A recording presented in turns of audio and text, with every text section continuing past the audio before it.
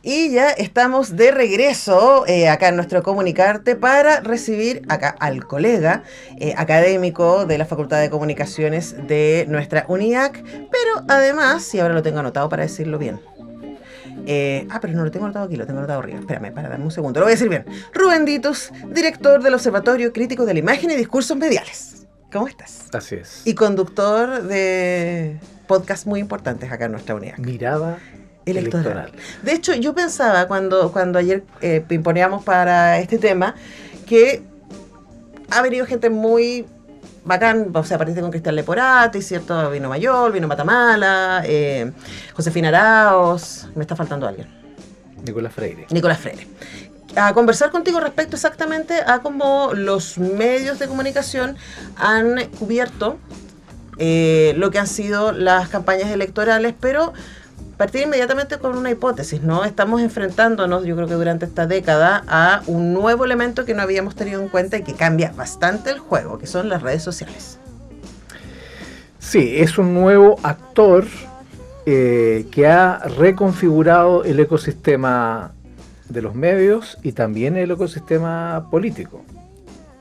Ya no se hace campaña para los electores, sino que para los consumidores, para las audiencias, para ese público digitalizado, con la intención de que se tomen esos contenidos, se retuiteen, se viralicen, se comenten.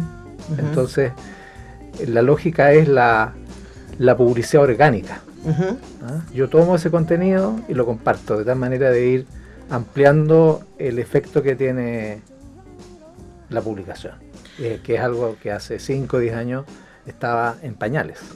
Claro, ahora a mí me pasan varias cosas con eso, ¿no? Y una cosa que estaba pensando justo hoy día, que estaba escuchando nuestra radio amiga, a mi ex jefe, el Pato López, entrevistando a Cristóbal Belolio, sobre la estrategia que ha tenido Kast de no participar en debate y también hacerle el quite a las entrevistas en profundidad.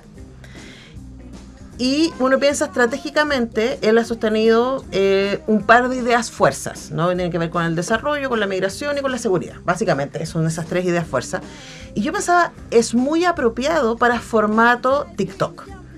Tener ideas fuerzas y no entrar en profundidad. Porque cuando entramos en profundidad suele estar en problemas, lo hemos visto en todos los debates, ¿no? Entonces, estaba pensando cómo el discurso se adapta a las redes sociales, incluso cuando está fuera de las redes sociales. Te lo presento como hipótesis, no sé qué piensas al respecto. Sí, ahora, habría que agregar en el caso del candidato que menciona, que se trata del candidato que lleva la delantera en materia de encuestas, a pesar de que pasó al balotaje en un segundo lugar, pero no hay que ser cientista político para darse cuenta que hay un electorado que de manera automática lo va a apoyar porque deriva de los otros candidatos de oposición que llegan en cuarto y en quinto lugar.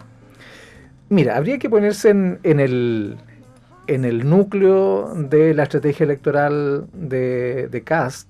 Cuando tú vas ganando, tú lo que buscas es cometer la menor cantidad de errores, ¿no? Si ha funcionado una campaña, como planteó Alberto Mayol en Mirada Electoral, durante gran parte de la campaña de Kast, la estrategia era una caja, ¿no? Una caja en donde el candidato estaba dentro y no se movía de esa caja, ¿no? Que me parece una interesante metáfora. ¿Cuándo comienza a tambalear esa caja? Cuando comienzas a meterte en temas cuya profundidad te va a complicar desde el punto de vista electoral, ¿no? Claro, una entrevista en profundidad, ¿qué es lo que va a buscar? Periodísticamente hablando, ¿qué es lo que tú o yo le preguntaríamos al candidato? Entrar a picar, ¿no es cierto? ¿Cómo va a justificar el gasto, la reducción del presupuesto? ¿De dónde? ¿De dónde? ¿Cuáles son? ¿De qué manera puedes garantizar de que determinados programas sociales se van a ver afectados? O sea, ¿no? Básicamente en las entrevistas en profundidad, que es un poco lo que ha pasado en debate, el desafío es que el candidato traspase del titular de vamos a sacar a 3.600 inmigrantes a la práctica. Ya, pero ¿cómo? Que haga la bajada, ¿no? Claro. Que vaya más allá del eslogan. Pero también hay otro tema, que es el tema valórico, que estuvo muy presente, si tú recuerdas, en la elección anterior, hace 4 años, y en esta oportunidad yo me imagino que a partir de una estrategia discursiva es un tema que no ha estado presente, y si tú haces una revisión del programa tampoco hay una bajada en esos temas, ¿no? Por lo tanto son cuestiones que al candidato le complican, como son temas que en general a cualquier candidato le podrían complicar, ¿no? Sobre todo si eso no está en sintonía con la opinión pública, ¿no? Reinstalar ciertos temas, ciertos derechos adquiridos podrían quitarte votación, por lo tanto uno le hace el quite y se corre el riesgo de en determinados tipos de debates o entrevistas o en programas de televisión en donde el equipo periodístico vaya exactamente a la casa de esos temas que han estado cuidadosamente muy bien guardados. Sí, pero estoy pensando más allá de las cosas más radicales, que uno podría pensar que en la primera vuelta las cosas más radicales en términos valóricos, religiosos, se las pasó a Kaiser, ¿no? Y probablemente ahora va a tener que retomarlas si quiere que esos votantes vayan por él. Pero pensaba también en esto, es fácil hacer un titular. Y pensaba también en titular igual contenido de redes sociales. O sea, tengo 1 minuto para instalar ideas en un reel de las que no necesito hacerme cargo necesariamente, ¿no? Y cuando tú te enfrentas a un entrevistador o a un debate, lo que te piden es que te hagas cargo, ya. Pero eso que te dice, 6.000 millones se va a bajar el presupuesto fiscal. ¿Cómo? ¿Dónde va a recortar? Porque no vamos a recortar de salud, no vamos a recortar de educación, no vamos a recortar de cultura. Entonces, ¿pero dónde van a recortar? Pero mira, saliendo de Kast, yendo a otro candidato, un candidato del cual hoy día se está hablando mucho, sobre todo en la primera semana post-elección, que es el caso de Parisi. Recuerda que una de las medidas que Parisi planteó en su campaña fue los barcos cárcel. Claro. Tuvo posibilidad de hacer una bajada de cómo se iba a financiar, probablemente era uno de los temas más complicados.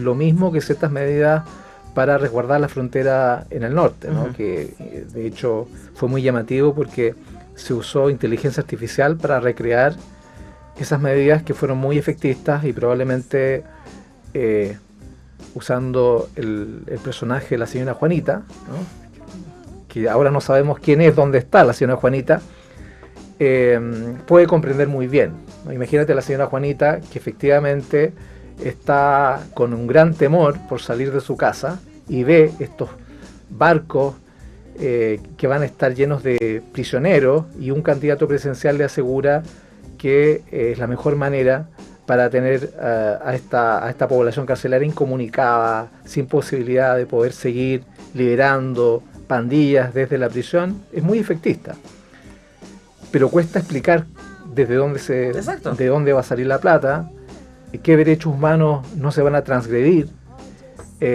cómo Gendarmería puede apoyar una situación como esa. En fin, hay un montón de cómo la legislación se hace cargo de lo que aparentemente podría ser incluso inconstitucional. Claro, ¿no? pero el titular queda. Exacto. Lo que me refería, Rubén, es como esta, que no sé si, no recuerdo haberlo visto antes, a lo mejor yo tengo muy mala memoria, pero esta adaptación de tirar el titular, tirar un par de ideas fuerzas, que es básicamente lo que pasa en redes sociales, lo que pasa en TikTok. No necesito adentrarme en el discurso con que yo haga una declaración efectista, ¿cierto? Y el reel esté bien hecho y logre generar interacción, que es lo que piden las redes sociales, para sostenerse. Y mientras más polémico, más interactivo. Eso es lo que hemos aprendido en las redes sociales. Claro, no requiere una bajada responsable del discurso. Eso es lo que estoy pensando. Sí, hay una ambigüedad. Se juega con la ambigüedad, con ese titular que tú dices. Pero hay que recordar que en el caso de José Antonio Kast, él fue el primer candidato a la presidencia que comenzó a hacer un buen uso, buen uso de TikTok, cuando nadie le había entendido, digamos, la potencialidad. Estamos hablando del año 2021, ¿no? Y eso llamó la atención. La estrategia continuó y se hizo muy conocido en un votante joven, en un votante más bien conservador, y que está en sintonía con lo que hoy día esos votantes dicen respecto a el tema valórico el progresismo que antiguamente estuvo muy anclado en esa población, hoy día hay una tendencia mundial, hay algunos estudios de opinión sociológicos que dan cuenta de cómo los jóvenes hoy día son más conservadores que antes, Sí. por ejemplo, ¿no? Ujú. Y eso Pero también- hay una explicación antropológica que Y una de las desconocemos. explicaciones respecto a eso, y es hacia dónde quería ir, Rubén, para hacer el análisis, también tiene que ver con que este grupo juvenil se ha formado con redes sociales. Y por lo tanto se ha acostumbrado a tener una mirada menos crítica respecto a este tipo de titulares y contenido. Y yo estaba pensando que uno de los problemas de eso, o sea, para mí uno de los problemas de que Kast se haya negado a ir a un debate televisivo en esta pasada, pero y a la entrevista con Don Francisco, o sea, por favor, ¿quién ha hecho eso?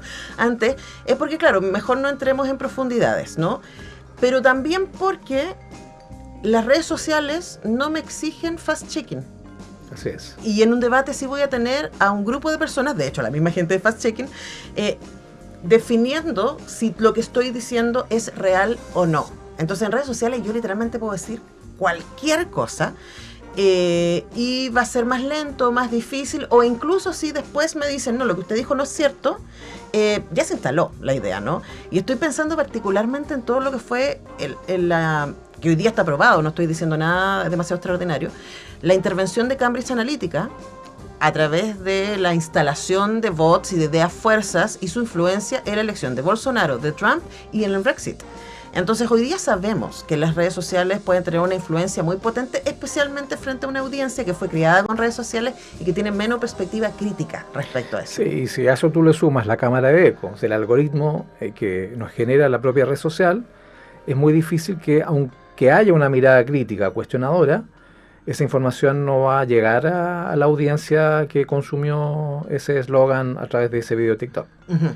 Por lo tanto, puede haber efectivamente un juicio crítico, pero los usuarios no se van a enterar. ni siquiera se van a enterar.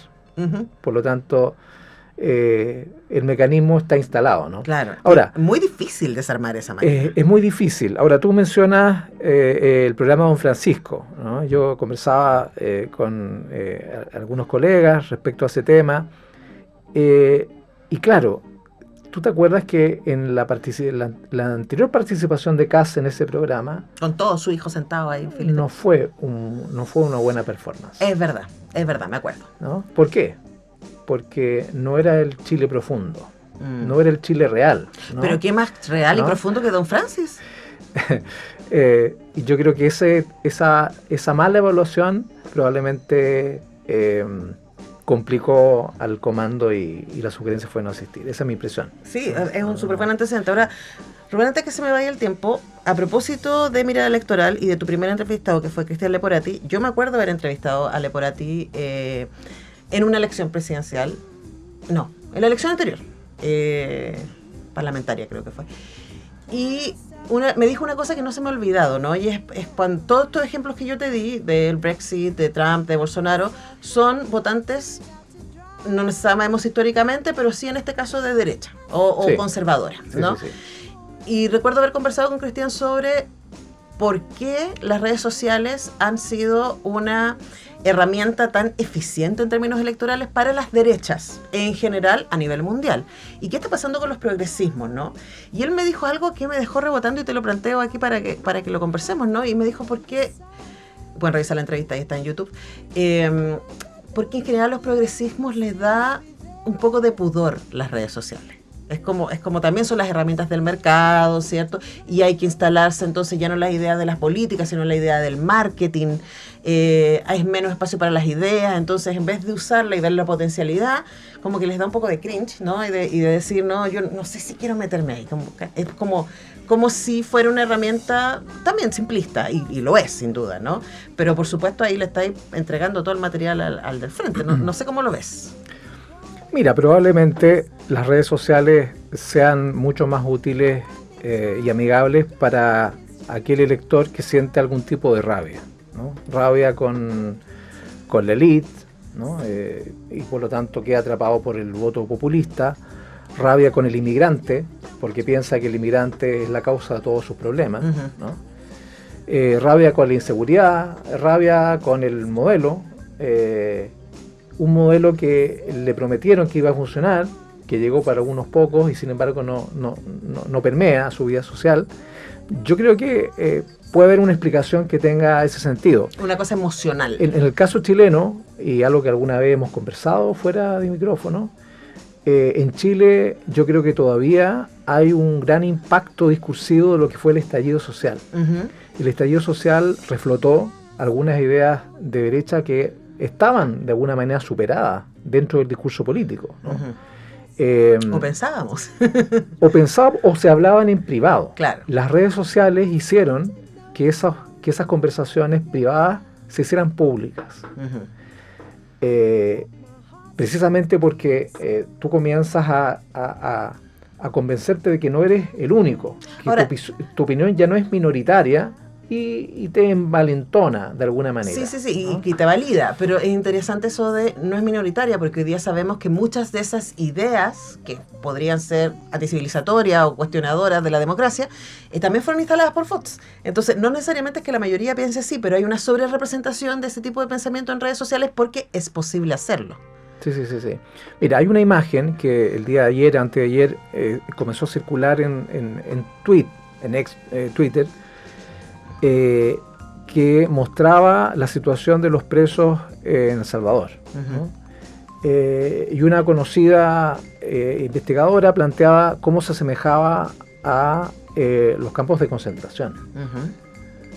Y si tú haces una revisión solamente visual, de la manera como los camarotes organizan a los presos en esas cárceles, de que son de alta seguridad, la equivalencia es incuestionable. Uh-huh.